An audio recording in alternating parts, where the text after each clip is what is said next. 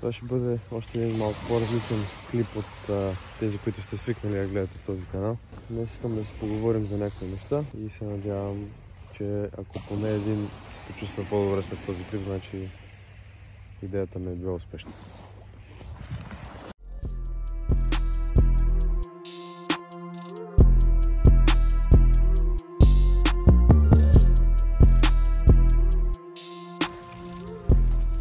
Намираме се на плажа в Крайморие.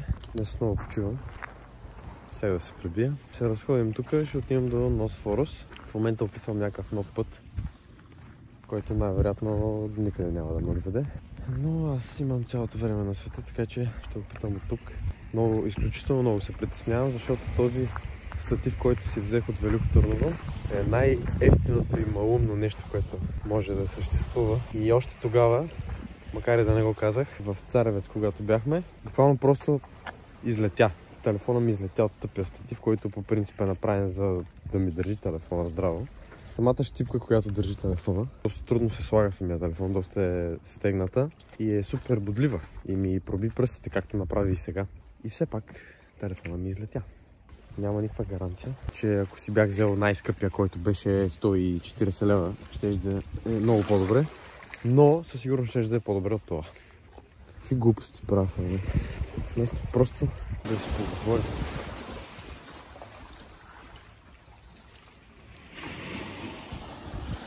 Май красиво, мамка. Мамка му красива. Мамка му. Мамка му путки свечи с пилон. Някаква доброволка. Ами да, наистина няма път на там. Морето не спира да ме плюе от 5 минути. Благодаря. Но аз съм екстремист. Мисля да пробвам да мина някак от тук и ето някак си да стигне е там. Какъв е шансът да се намокра? Доста голям.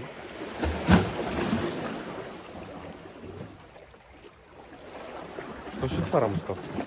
Оказва се, че тази скала само скала не е. Няколко пъти това, на което стъпвах, просто си тръгваше. Ето това не беше толкова наклонено. Преди да стъпя на него, нямаше как да го снимам, защото ако го снимах, сигурно вече тях да съм долу. Абсурд. Пълен. Абсурд. Наложи се за мен да пресетя строежите. Разбира се, питах там един от строителите дали има някакъв проблем да мина. Той каза, че няма проблем. Стига вика да си намериш път. И аз естествено тръгнах да си търся път. Ето на това ми изглеждат обувките в момента. Но не знам дали мога да ми пука по-малко. Ами добре, да преминем към същината на клипа. Първа точка. Важните решения в живота. Как да изберем, когато сме на кръстопът. Преди по-малко от година имах съвсем други планове. Исках да отида в София да уча, исках да запиша, да изкарам първи семестър и да замина за Америка.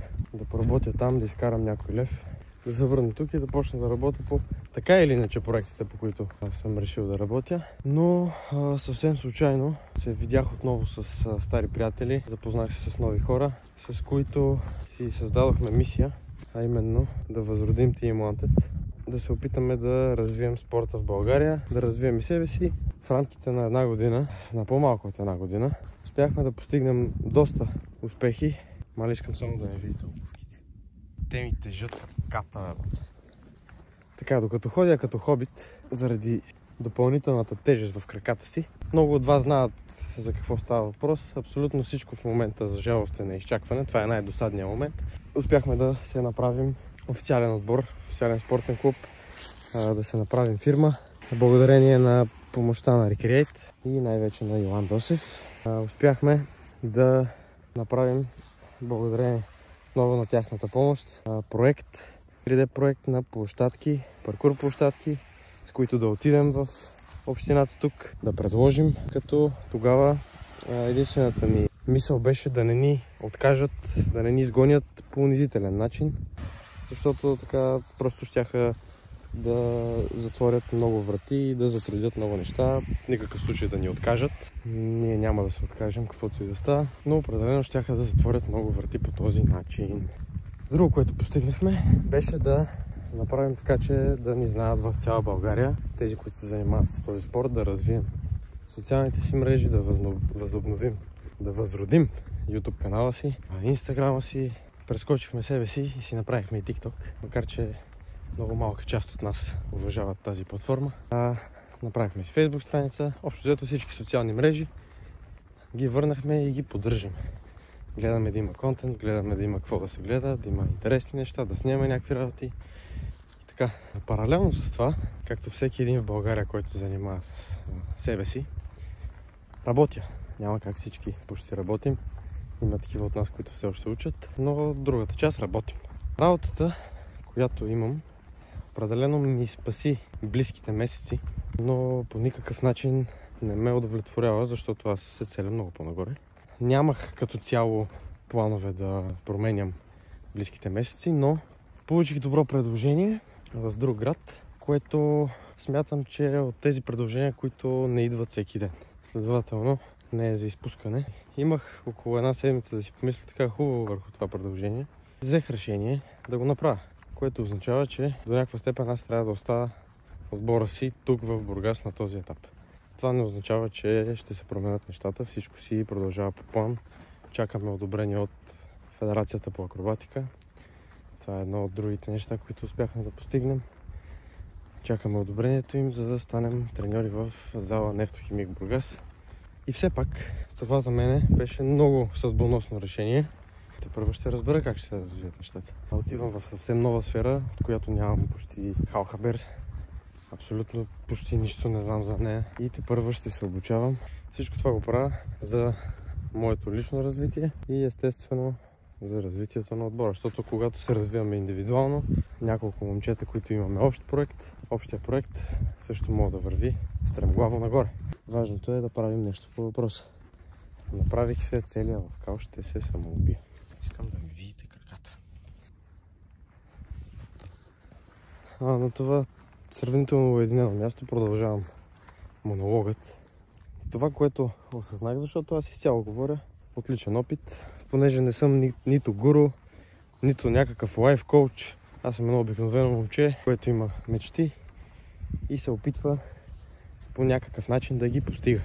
Къде се намирам и с какви глупости се занимавам в момента, за да може на вас да ви е не чак толкова безинтересно, не бих казал интересно, защото малко спринт.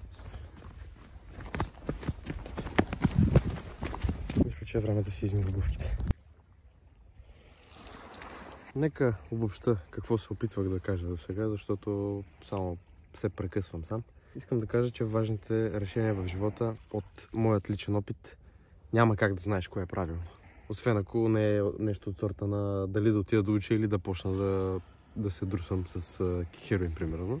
Абсолютно всичко друго, което просто имаш две добри възможности и не си сигурен коя да избереш, няма как според мен да знаеш кое е правилното. Затова правилното, което можеш да направиш, е просто да вземеш някакво решение. Аз това направих преди половин година, когато бях решил тези неща за себе си, да замина да уча в София, след това да замина за Америка или да остана тук и да се пробвам да развия тимонтите. Смятам, че за краткото време, което съм тук, макар и моите съотборници да не са, как да го кажа, може би толкова мотивирани в тази насока, колкото съм аз, те го карат малко по-лежерно от мен, което в началото ме дразнеше. Сега осъзнах, че просто няма как всеки човек е различен, няма как всеки да споделя твоите усещания, твоите емоции, твоите мечти и така нататък. Така че напълно ги разбирам.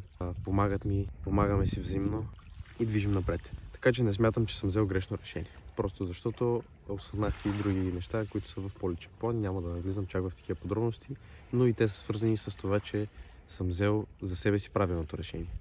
Сега отново се изправям за пореден път на кръстопът. Дали да остана тук, да продължа да правя това, което правя, може да не ме напада докато говоря, или да замина и да поема по горе-долу нов път. Аз решението вече съм го взел. Както казах, преди малко няма как да знам дали е правилно, но това е моето решение, т.е. за мен това е правилното решение на този етап. Продължавам по пътя си, продължавам по пътя, който аз сам съм си избрал. Никой не ме насочва, абсолютно никой не ми дава наклон, както се казва на оная работа. Така че, когато сте пред такава дилема, когато сте на такъв кръстопът, просто слушайте сърцето си, слушайте инстинкта си и просто действайте, без много да го мислите, защото когато тази гнусна дума overthinkваш и така нататък, нищо няма да стане. Просто тъпчеш на едно място, няма никакъв прогрес и нищо не се случва с живота ти. Следващата тема, за която искам да си поговорим, е самотата и как да се справим с нея. Пак казвам, че аз единствено мога да говоря от моя личен опит, защото не съм голям разбирач с живота и така нататък. От моя личен опит самотата не винаги е нещо лошо. Когато за пръв път се сблъсках с нея, беше и първия път, в който изпаднах в депресия. Това беше преди години, когато живеех в Англия. Отиваш на ново място, ти си създал вече средата в собствената си родина. Отиваш на съвсем ново място, съвсем нови хора. Няма никой, който говори твой език. Аз мога да говоря английски, но просто там, където отидох, английския не е много английски. И имаше до някаква степен езикова бариера, но това не е темата на разговора в момента. Темата е самотата, как да се справим с нея. От моя личен опит тя не винаги е нещо лошо. Но не всичко е такова, каквото изглежда първоначално. Когато се прибрах, определено бях доста щастлив и живях едни няколко луди години, наваксвайки това, което изпуснах докато бях в Англия, мислейки си, че съм готин. Абсолютно не. Като когато дойдох тук, вече не бях сам, определено не бях сам, но наскоро пак се срещнах с самотата за известен период от време, този път по-кратък, за няколко месеца, но този път дори по-кратък период. Самотата беше първите няколко седмици много по-зле от тогава. Изобщо нищо не ми се правеше, нямах време за нищо, ставах супер късно, лягах супер късно, даже напротив, аз просто лягах много рано сутринта. И спях по някакви 1, 2, 3 часа макс. Ставах, отивах на работа. Просто нещата бяха доста зле. Самотата си е самота. Няма значение под каква форма е, важно е как го усещаш. И започнах да правя неща за себе си, започнах да правя неща сам, защото абсолютно никой не се навиваше на моите идеи. И осъзнах, че това изобщо не е лошо. Както са казвали много хора, има много видове егоизъм. Мисля, че този егоизъм е градивен и изобщо не е лош. Защото се чувствах доста добре малко след като започнах да правя неща за себе си и нямам абсолютно нищо против да правя неща сам. Ето в момента съм сам, седя си на плажа, докато калните ми обувки съхнат. Ето бос, седа си самичък, морето е повече от прекрасно и се чувствам уникално.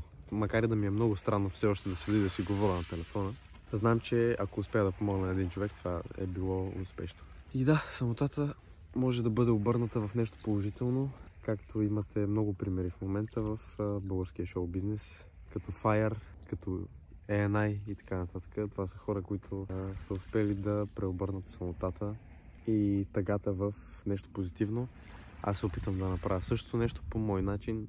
И съветвам всеки, който изпадне в такава дупка, чувства се сам и така нататък. Не е нужно винаги да има някой около тебе. Не е нужно винаги, дори хората, които постоянно търсят одобрение заради комплекси и така нататък.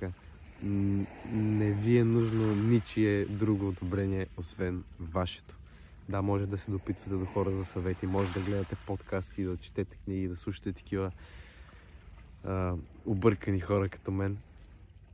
Но единствено трябва да търсите одобрение от себе си. Така че, пак ще се повторя, самотата може да бъде обърната в нещо позитивно. Предпоследната точка, за която искам да поговоря малко е позитивното мислене, розовите очила и доколко трябва да бъдем реалисти. Както те са пряко свързани общо взето всичките теми, които засягам. Но позитивното мислене е нещото, което те спасява в повечето дупки, в повечето лоши моменти на първо четене. Розовите очила не трябва да се приемат като да си чак наивно позитивен и така нататък. В моят личен случай аз съм изключително голям реалист, но стане ли въпрос за мечтите, ми слагам розовите очила. Защото абсолютно винаги ще се намери човек, който да ви, как да ви кажа, да ви подцени, да се опита да ви... то хубаво, нали, ама сега трябва да мислиш и за бъдещето си и така нататък, което са пълни глупости, устаряли, тапанарски, комунистически, диктаторски разбирания, които в днешния свят просто няма как да ви помогнат. Ако едно време са помагали, днес просто няма да направят нищо повече от това да ви набият още по-навътре в така наречената матрица и вие да работите за нея. В случая тя също ще работи за вас, но просто вие сте изцяло поробени вътре в нея. което не за всеки е лошо, всеки си има свои разбирания. Някои хора нямат нищо против от това да бъдат потупвани по рамото от друг човек, който докато те са учили, примерно, той е изкарвал пари, в момента той им е работодател. Те нямат нищо против този човек да ги потупа по рамото и да им каже евала. Пък той да е най-мръсният селен, примерно. И просто света работи по такъв начин, че позитивното мислене и розовите очила са нещо, което може да бъде използвано в момента, в който става въпрос за мечтите ви. Защото много пъти и лично на мен ми се случва, не само ми се случва, продължава да ми се случва, когато ми се случи да споделя на някой роднина какви планове имам, какво правя в момента и така нататък. Ти трябваше да започнеш да учиш, ученето е най-важното, само така мога да успееш и така нататък, което изобщо не е така. И аз ще бъда жив пример за това, както са и вече много хора. Защото просто когато работиш за нещо, събуждаш се всяка сутрин с тази мисъл, мога да трябва 5, 10, 15, 20 години, но ти ще го направиш. Току-що бях нападнат от оса, може би за 6-ти път, откакто съм седнал тука. Виша. Майка ти изръчка. Да, има малко кил. Ако си мислите, че е по-добре да помниш някакви неща, абсолютно невярно. Почвайте да си записвате, защото това е единствения начин да отидете там, където искате. Общо взето да, ще направя заключение дори и на тази точка, макар че имам заключение на целия ми разговор. Заключението за тази точка е да мислите позитивно и да бъдете реалисти. Ако успеете да балансирате тези две неща, определено смятам, че нещата ще ви се случват много по-лесно и ще успявате да се придвижвате напред, без особено големи обмисляния и овъртинквания.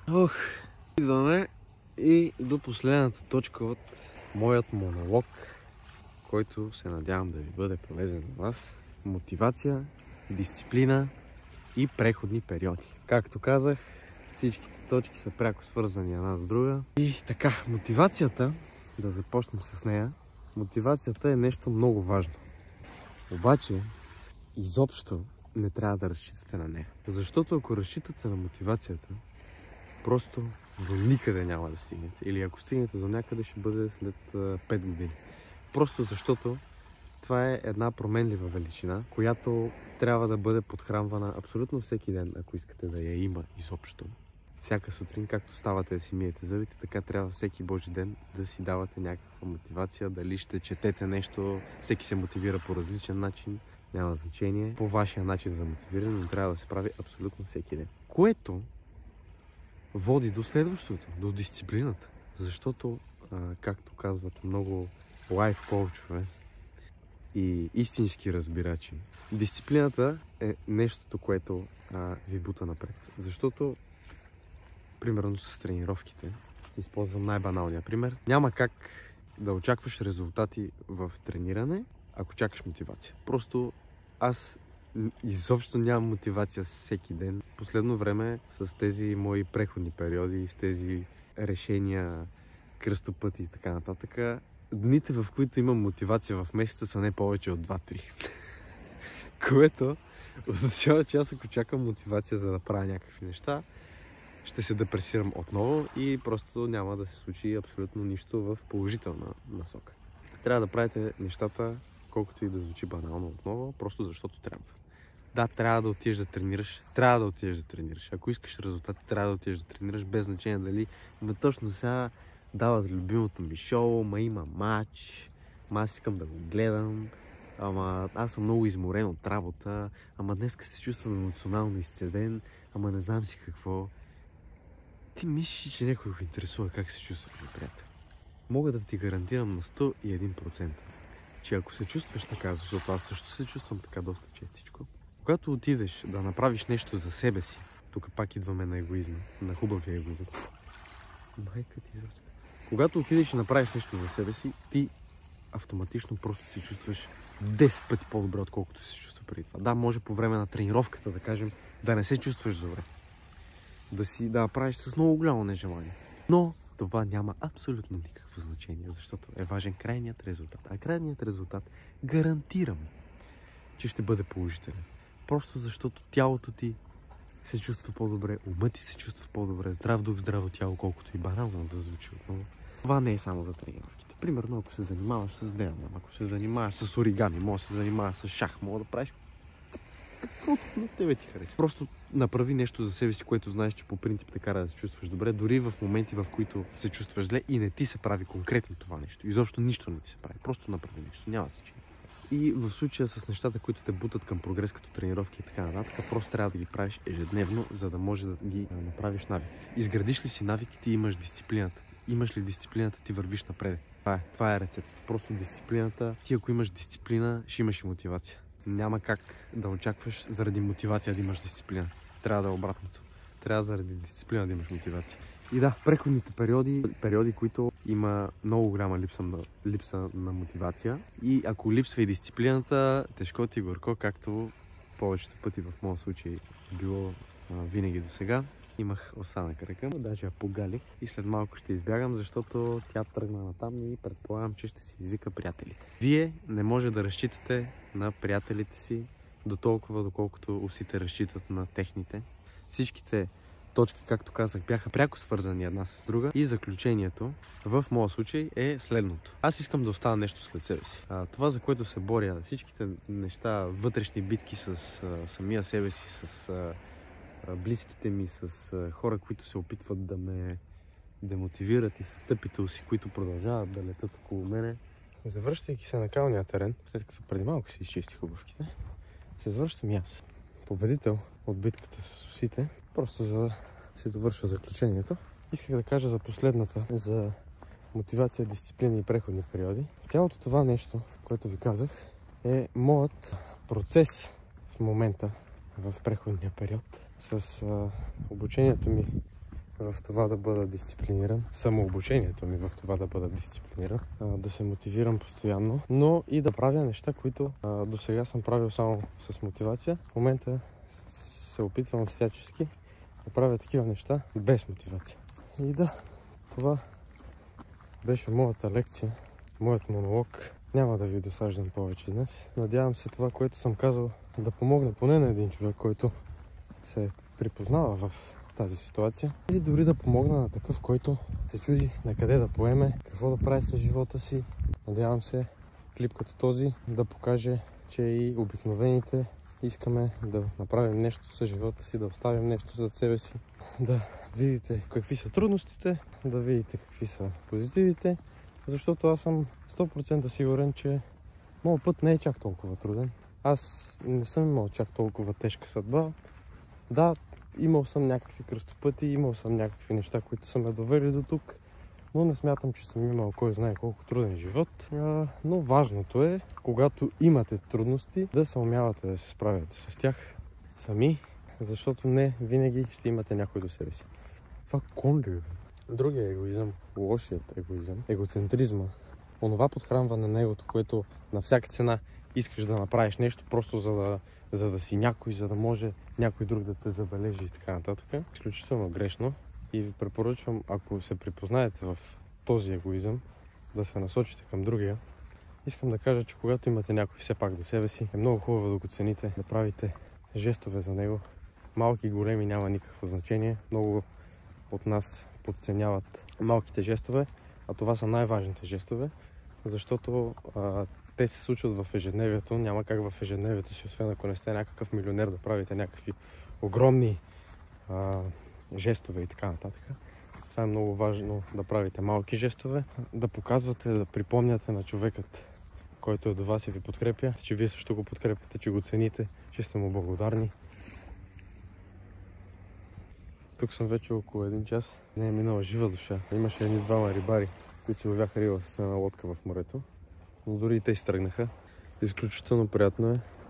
Морето е супер спокойно, както му казват тепсия. Много приятно ме напече слънцето. Няма никакъв вятър. Аз на това се надявах. Много приятно ме напече. Събрах малко витамин D.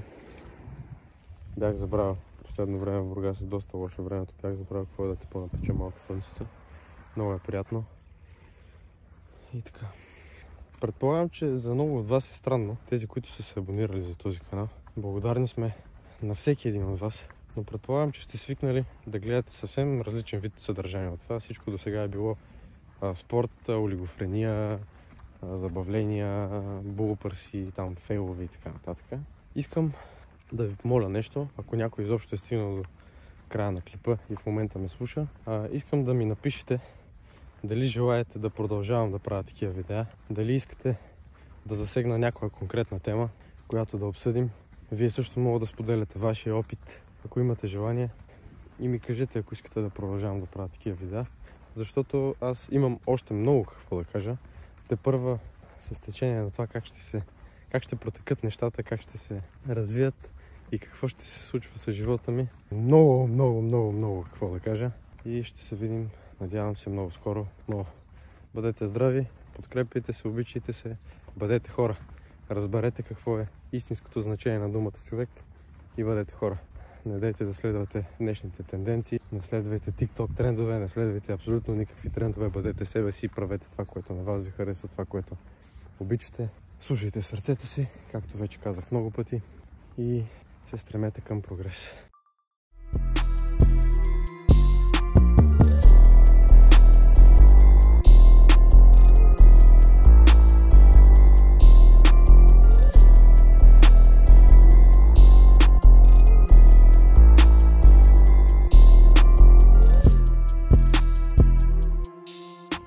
Някаква мини тренировка сега така, докато си чакам автобуса. Човек, тук се чувствам в Малибу с тази къща. Вижте какво става. Тая е с басейн, тая е с басейн. Те са нови. Натам ще работа има. Само някакви турбогазари пък отделе.